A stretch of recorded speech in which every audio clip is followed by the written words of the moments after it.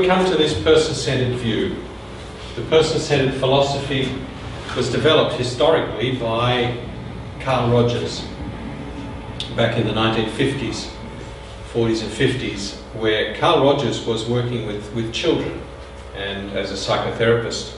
And he was concerned that there was a real imbalance in the relationship that therapists had with their patients. And he said there must be another way. So he gradually developed another way to do psychotherapy. And this is what he did.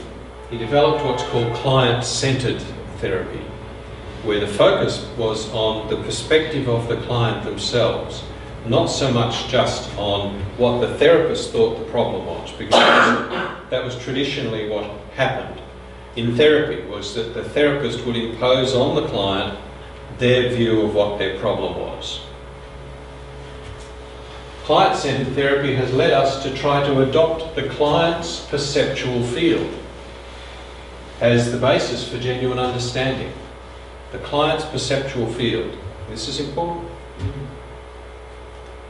So if you are the client, then your perceptual field, your understanding, the way you see things, becomes the basis for genuine understanding.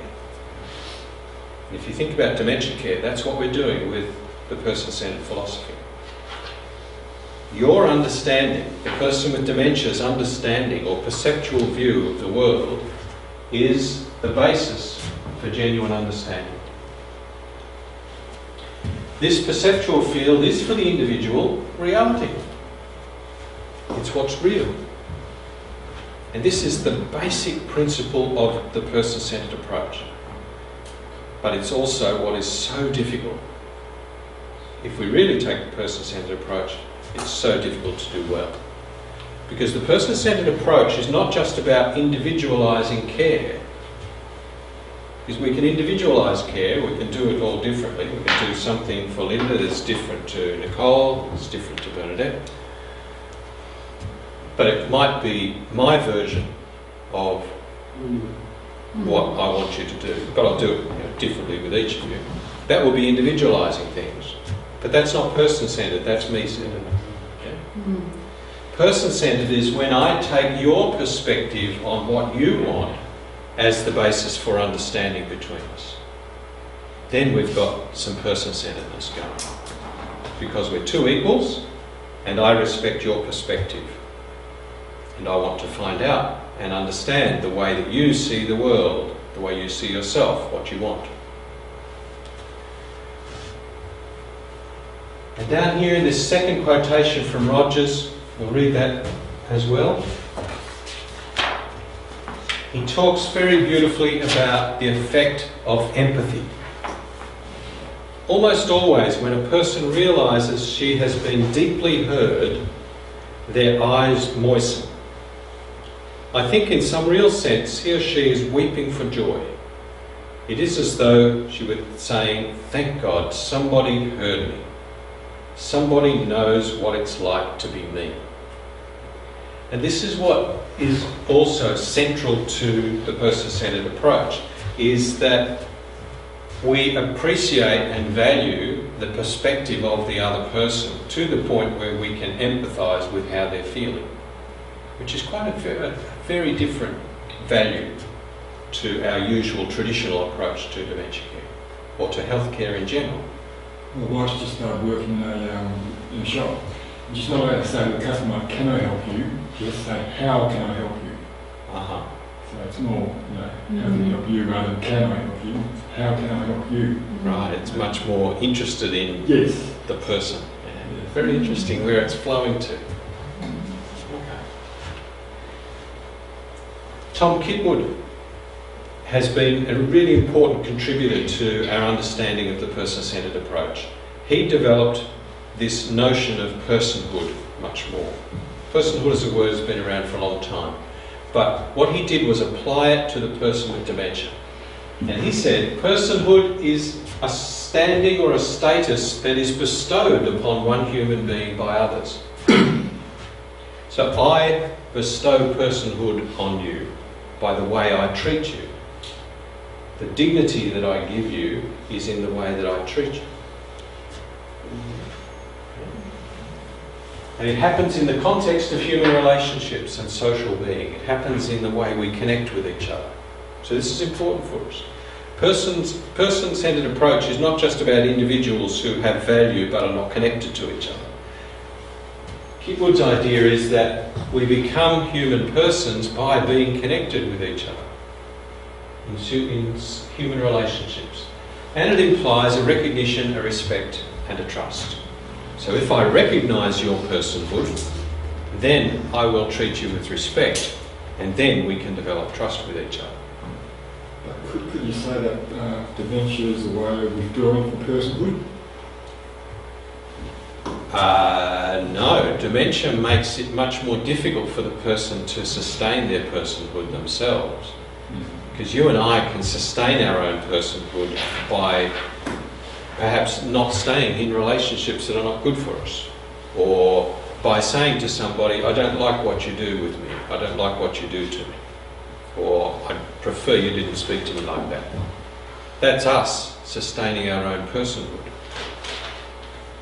But the person with dementia might not have that capacity to hold their own space socially.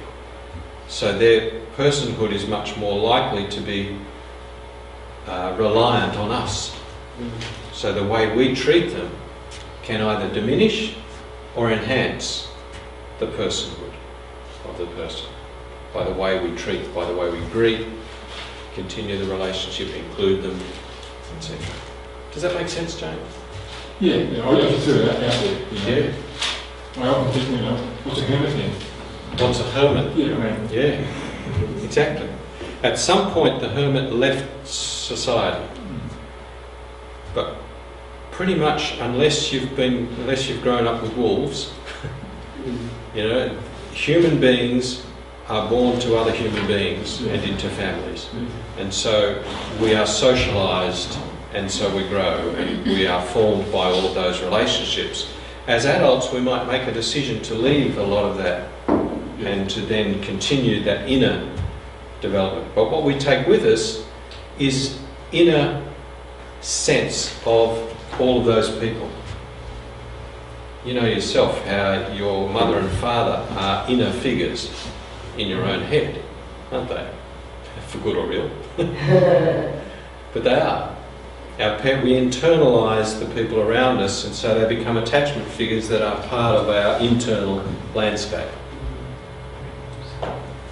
So what we've got in this person-centred approach is a rather different way of viewing the human person to understanding the way things were with John Locke, where Locke understood that the human person was present so long as they could think and remember.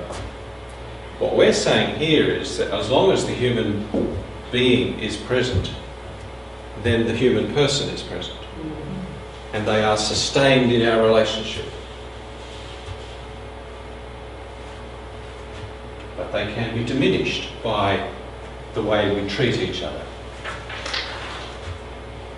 And we might add in there Kontos' view of the physicality of the person, the body of the person, expressing themselves. Helen? It also makes me think of communication really broadly, like you were saying that, so in general, someone with dementia can't say, no, I don't like that, whatever, but depending on their level of how it's affecting them, is everyone's different. There's so many other cues for everyone, for people to be aware of in their eyes, their body language, not just verbal cues, and it just brings to mind, which I'm sure all of you are aware of working in this field, that there are people amongst yourselves and who you work with that may be better or not as good at recognising some of those cues. Yeah, that's exactly right. Some people are very good at it, aren't they? They recognise feelings in someone, or they recognise that someone is feeling a certain thing, even though there's no words particularly, but they just get a sense. They've obviously seen something about the person that emphasises a feeling in them, triggers it off in their minds.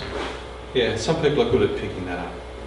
And what we often say is, well, that person has emotional intelligence. Yes. And that's really important for us, and we'll have a talk about that as time goes on. Okay, I'm going to suggest we have a let's look at the view of the person that we have taken on from the work of Tom Kitwood, which is that if we're going to understand this person who has dementia, then we need to understand all of these different areas about the person. So the way the person's dementia is understood is that it's not just about neurological impairment. If we understand that the person has a brain disease and they have certain neurological impairments, that's going to tell us a certain amount about them. But it's not going to help us really understand what that dementia is like in that particular person.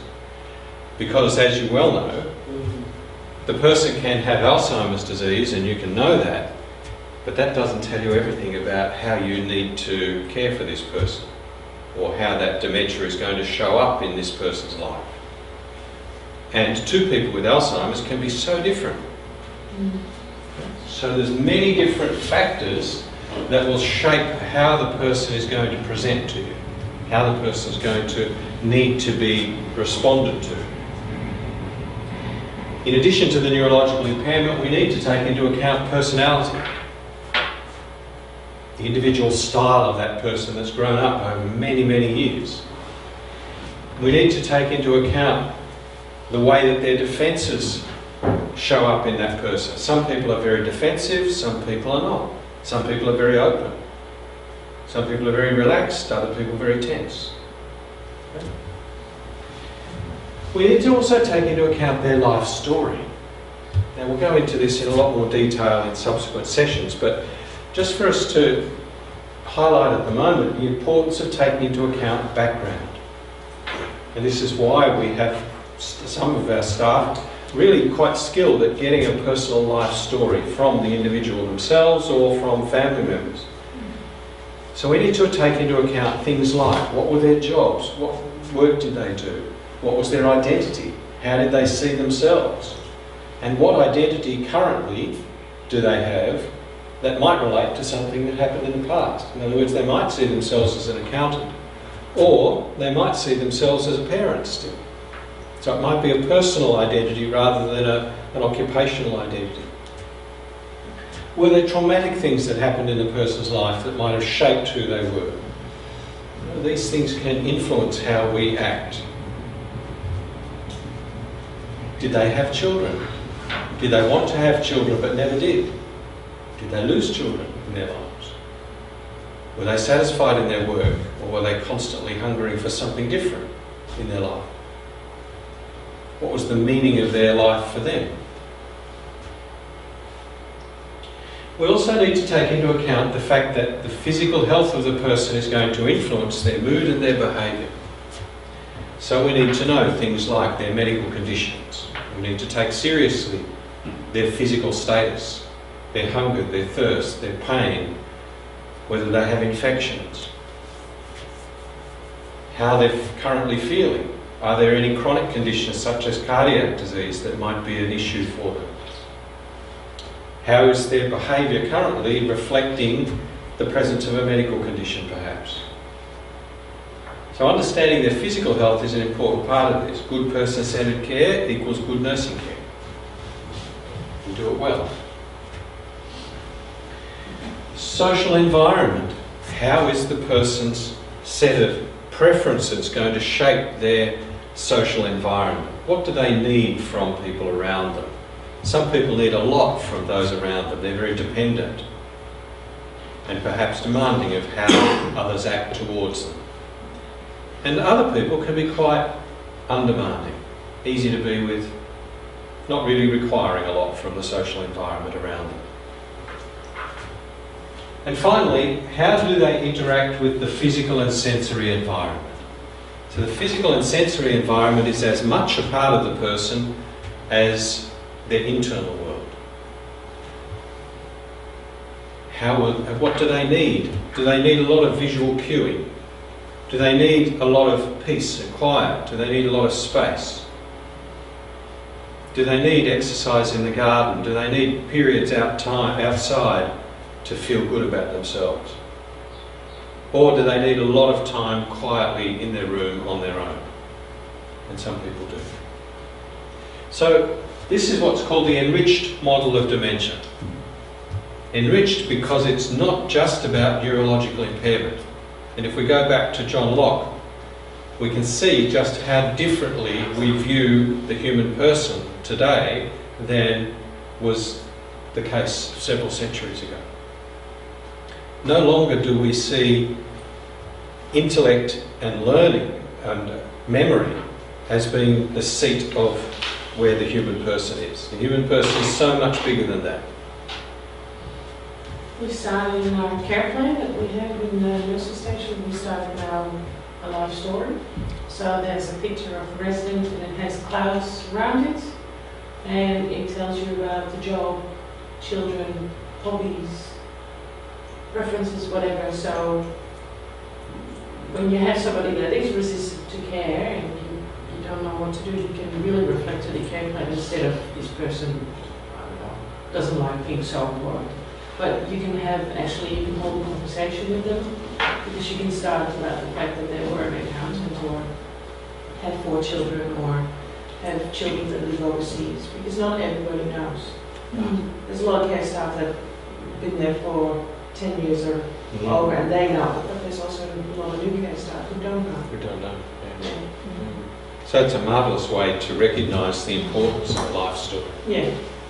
It's important to get as much background as you can when they first come in, and find out either through them or from the family exactly what they were like, what they needed, as you said, what they Yeah, that's why we made this short, like overbrief, because when we do an admission, I do write in the notes what this person, how many children or whatever, but nobody goes back because we do everything on the computer, nobody goes all the way back to the first set of notes. You just don't. You don't have time for that. But in the care plan, you just flick it open, and it's there. It's in colour, and yeah, it's nice. Page 1.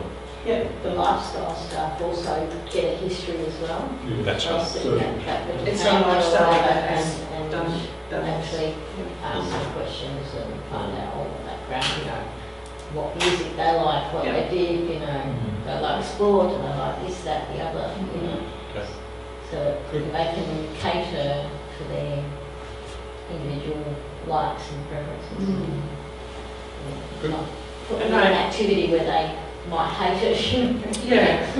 I also suggested, because that was something that we had in the nursing home of Brisbane where I worked, in all the rooms there was a pinboard with photos, and the photos were not just a wedding picture, a black and white wedding picture, or 3 little kids with the big bows in their hair. It was actually them at their first car when they were in their 40s, or at a party when they were in their 50s having a beer. So all of a sudden this little lady that's vegetating in their bed that has no personality is actually just a body in their bed. You look at the body and you're like, oh my God, oh, she's very soft, she looked lovely. Or all of a sudden this person gets a place and you identify with yourself. That was really nice as well. So the person comes alive in your mind. Yeah. Instead of it just being that lady that you have to wash and get up and That's right. get going. Yeah. Because So we then you seen can what act they were towards like that person. 20 or 30 All of a years sudden, ago. it's Yeah. you in there, or it's You your see mother. photos and Right. see- Okay. Good. You can act towards that person in a way that confirms their personhood and supports that person. And then they have much more chance to be respected and trust develops.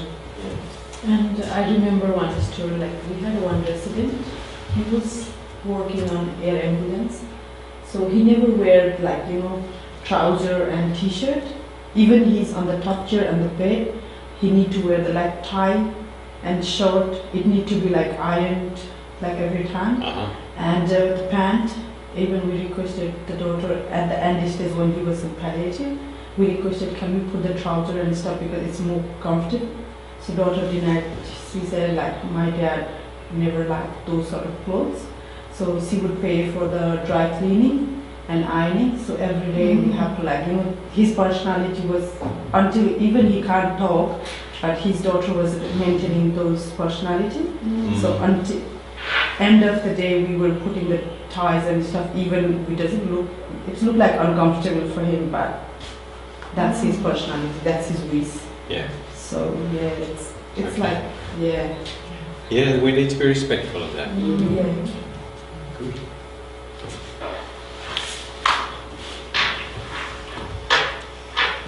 Part of the depth of the person too is the fact that we all have fundamental, or what we might call essential, needs as human beings.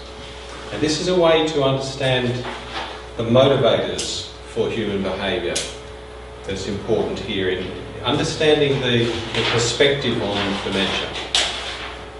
That we're not just talking here about intellect or learning or memory. We're talking about psychological needs, emotional needs. And if you look at this model here, this is developed by Kipwood, Tom Kipwood. These 5 essential needs he portrayed in a flower because he believed that when all of these needs are met, then the person experiences being loved, feeling lovable. The need for attachment, the need for comfort, for identity, for occupation, and for inclusion are what drive us to act the way we do. So when those needs are not met, then we act to get that need met in some way. We seek out comfort, we seek attachment, we seek identity, we seek occupation, and we seek inclusion. There's somebody else who made something like that. It was a pyramid. Maslow. Maslow. Yeah. Maslow's hierarchy of needs is a very important one. We will pay some time and attention to that because these two models really neatly relate to each other very well. Maslow has a lot of good things to offer us, particularly in aged care. Okay, so these are the drivers. And you'll notice once you start to see things through the lens of these 5 fundamental or essential needs, you can really notice the way that people act. And they make a lot of sense to staff. Having this flower up on the wall really helps staff to keep it in mind. What's the motivator behind the person's behaviour right now? What's causing them to act the way they are? You know, the person who is walking around trying to get into people's rooms might in fact be looking for occupation, something to do. Or they might be looking for somebody, seeking out attachment, looking for their daughter, or seeking some sort of comfort, for connection to somebody. Often attachment and comfort go together. So once we understand the purpose of the behaviour, then we can often then work out the appropriate response. And bear in mind, this is often what people are responding to. So when I talked about responsive behaviour yesterday, this starts to connect. The person experiences an unmet need, so they respond to that unmet need by acting in a way to meet that need. It's responsive behaviour. All right. Another important thing for us to understand in our modern approach to dementia care is to see that behaviour is a form of communication. This is really fundamental. When I behave in a particular way, I'm communicating with you about what's going on inside me. So when I show tears on my face, I'm communicating with you about what's going on inside me. If I'm sad, then what I'm communicating is the fact that I feel hurt, that I've lost something that's valuable to me. Because that's what sadness is about. It communicates loss. It's caring for ourselves. Sadness is me caring about how I feel. So sadness is a very important feeling. It tells me that I've lost something and I need to be cared for. If the person's feeling angry, what's that communicating? Generally, it's communicating that the person has felt hurt in some way or threatened.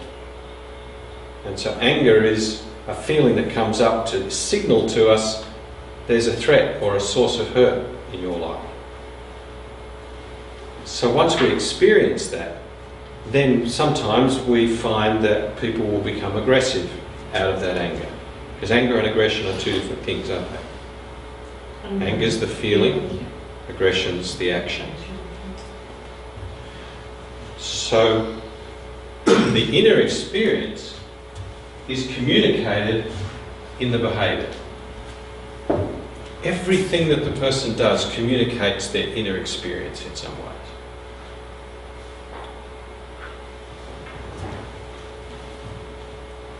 Is that making sense? This is important for us when we're thinking about understanding our approach, our care. So if the person is communicating, then what's our charge? What's our job if the person is communicating? To interpret that. To interpret it, to understand it. That's our job, is to seek to understand the communication that's coming towards us.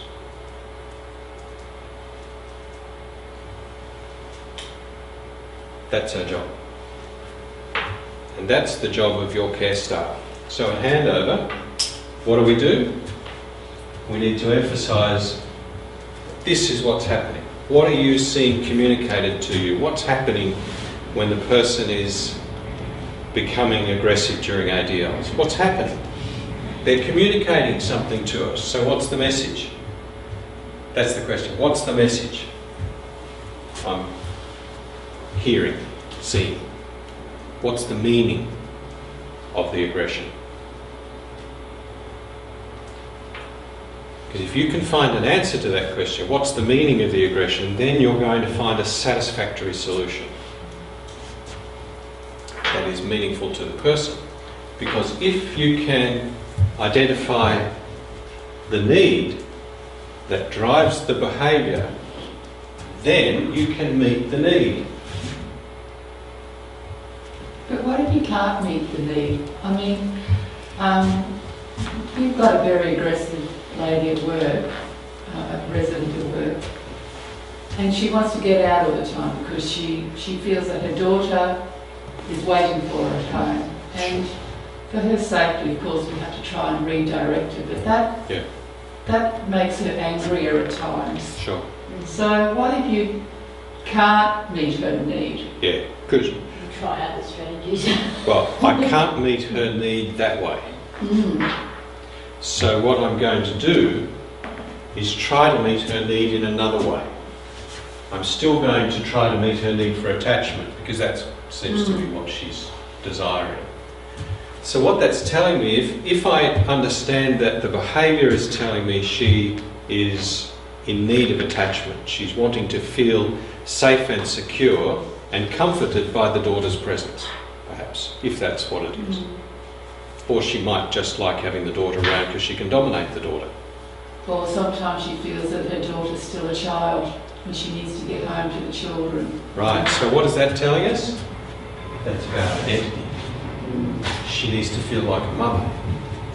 And a bit of occupation perhaps in there. I need to be doing the mothering things that I always did and that I felt were meaningful for me. So if that's the case, how else can I meet that need in the current circumstances?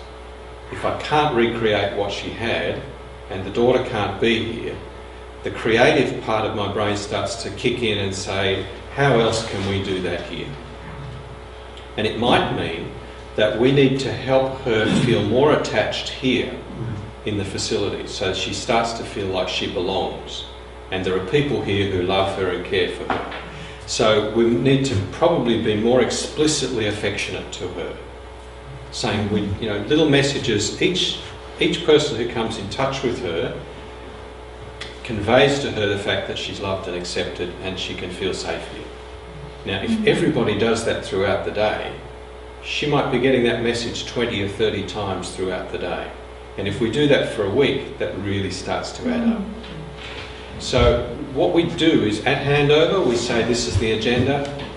She has a strong attachment need, so we need to express affection and care for her much more explicitly. So it might be just little statements. Do we love having you here? And you go on with your work. And she's left wondering, what's that about? But after a while, it will start to have an effect on her, particularly if it's backed up with little actions, little caring actions that just affirm that for her. Because if she can communicate to you, then with words, then she's able to benefit from the words that you say. So little by little, I can't meet her need the way she wants it to be met right now, but there's other ways. I can still meet the need in another way. So how would you then, because I'm sorry to hold you up like that, but we have a resident who's always wanting to go to his car because his car is parked in somebody's driveway, so he'll come to the nurse's station to ask for the keys.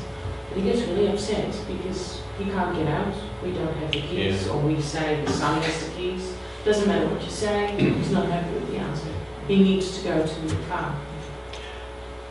A couple of ways. Initially, I don't know what that car means to him and what having to remove it from somebody's driveway means to him. So I would need to find out more about that. And I'd be wanting to explore that with him. Well, cars are generally pretty big in men's lives. Yeah. Generally a car symbolises sense of self. Yeah. So, independence, right, but we don't know.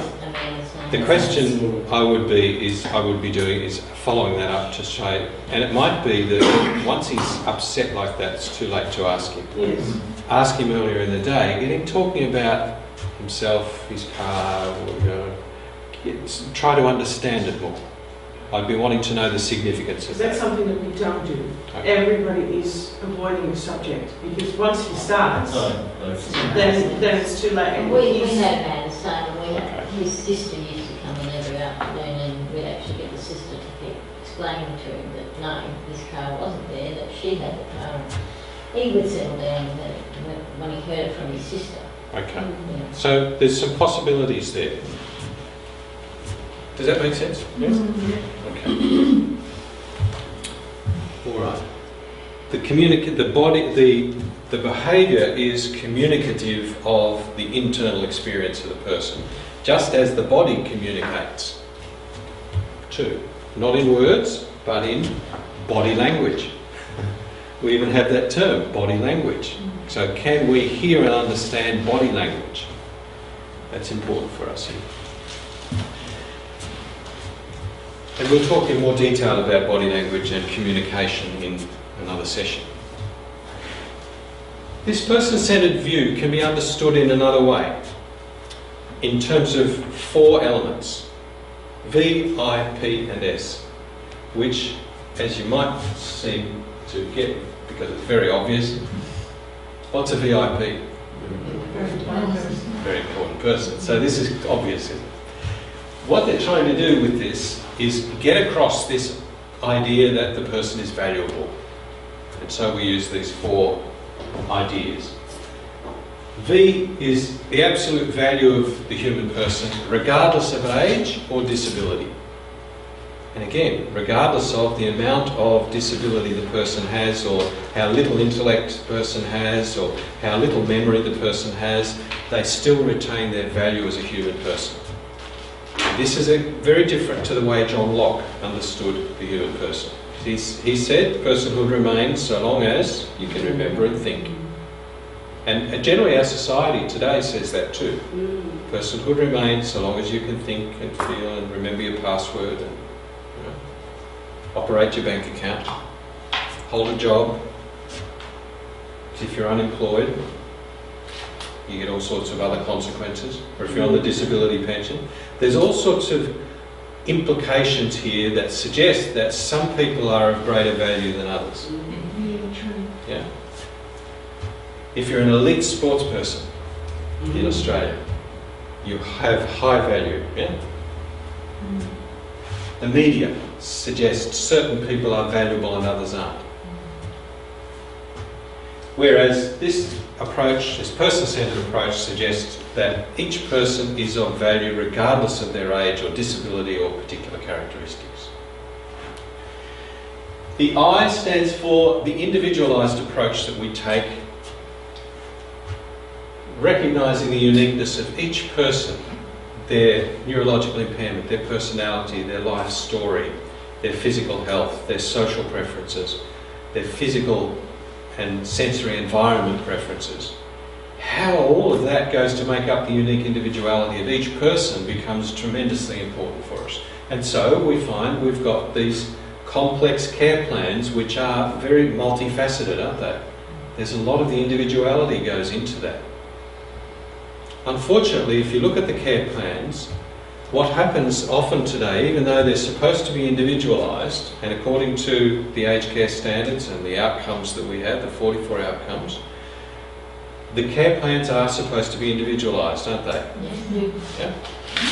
However, if you were to take the name off the care plan and you were to give it to some of your staff, would they know who it was? No, I've not really. Have you Edenised your care plans?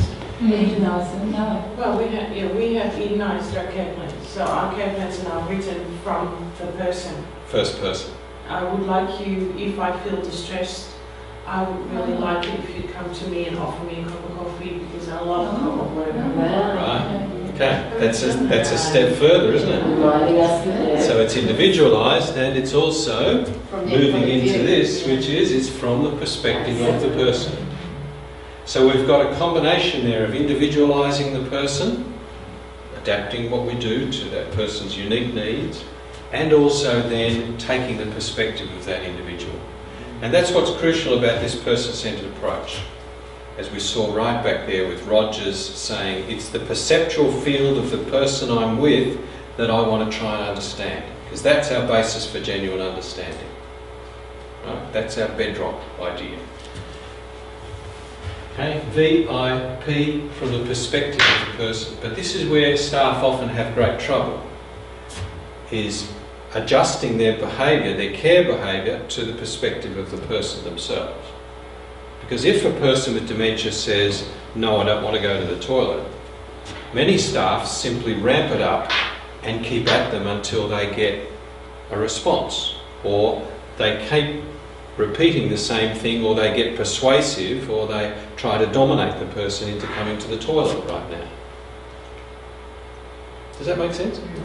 We can see it sometimes, and people get hurried. So the perspective of the person with dementia gets lost very quickly. Now, many staff are good, they're very caring, but the alternative is often say, well, I respect their perspective and I'll just back off. Or no, you can't just back off, you might actually have to come back and maybe adjust your approach so that you respect the perspective of the person and their other care needs are also looked after. Because backing off is not the only response that you can give. The final element here of this person-centred approach, this VIP's approach, is to value the social needs of the person. So the fact that they have dementia doesn't mean they don't need to have good, satisfying relationships anymore. In fact, they do. And the relationships they have with staff are often the most satisfying that they will have. And some people with dementia only contact staff in relation to care during the day. You know, the only physical touch they get is care touch. Task-related care touch. Showering, dressing, going to the toilet, eating, and that might be it. But does anyone go up and touch them gently, rub them on the arm, the shoulder, touch their face, put their arm around them? Does anybody show that affectionate care to them? Give them a kiss goodnight. Who does that? Those sorts of things. Just particular, not everyone. Might be some, yeah. So, you know, how we value their need for social connectedness becomes tremendously important in this. So it's not just about the care, the physical care needs, the tasks that need to be completed, but it is about the bond, the quality of the bond, the connectedness that is there as part of our lives.